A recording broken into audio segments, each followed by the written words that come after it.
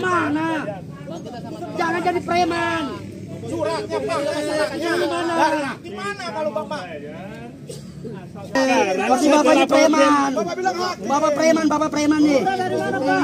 Preman Bapak. Ini hakim, ada ngaku hakim. Ya, Bapak hakim ya.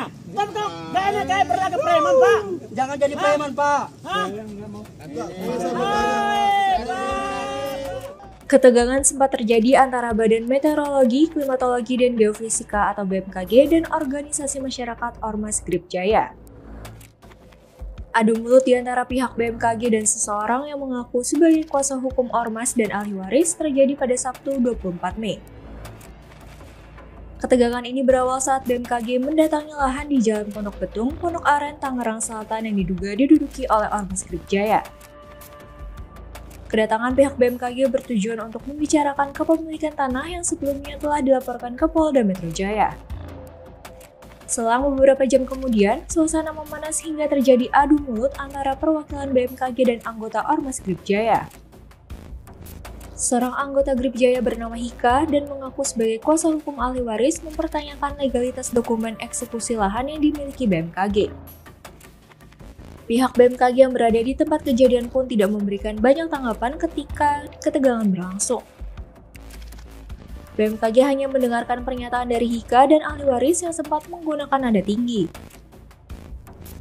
Dari pengadilan kemudian dieksekusi paksa, yang preman BMKG atau ahli waris gitu loh. Kalau misalnya setiap orang menang sengketa, belum keluar surat perintah eksekusi, kemudian dengan adanya putusan itu serta-merta langsung dieksekusi paksa, akan terjadi banyak premanisme. Apa gunanya unmanning, apa gunanya pembacaan eksekusi, gitu loh. Jadi benang merahnya sekarang dari BMKG tidak perlu lagi ada surat perintah eksekusi. Dasarnya apa? Dasarnya adalah karena ada pendapat pribadi dari ketua pengadilan. Dari ahli waris menganggap perlu ada surat perintah eksekusi untuk mengambil alih ini.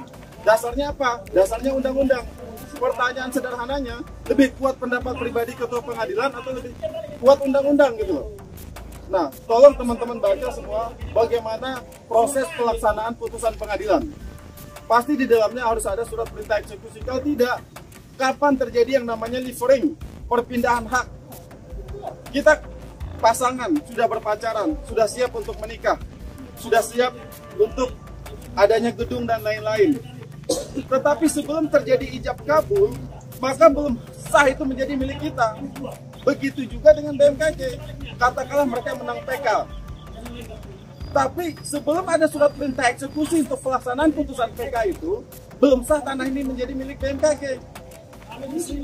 Mohon koreksi saya kalau salah, dan saya siap berdebat gitu loh. Kita siap adu data gitu loh.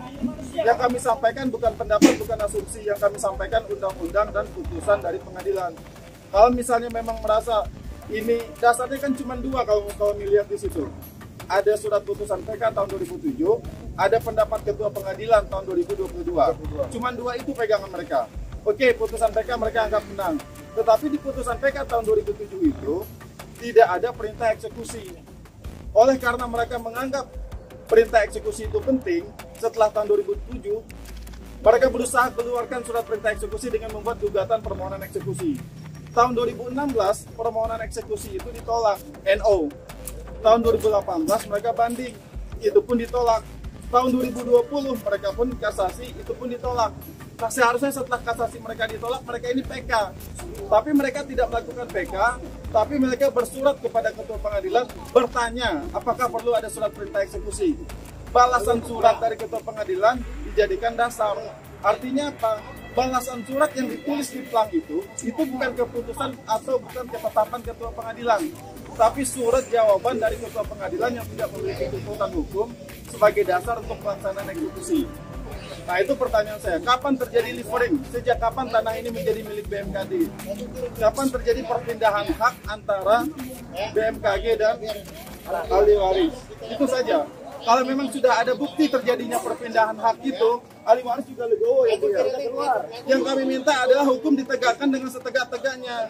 Jangan mentang-mentang di sini adalah grip, seolah-olah di sini preman semua. Jangan mentang-mentang di sini adalah ahli waris yang orang kecil, seolah-olah kami yang salah gitu loh. Kami tanya, dasar dari BMKG apa? Sebelumnya, BMKG telah melaporkan dugaan pendudukan lahan milik negara oleh Ormas ke Polda Metro Jaya.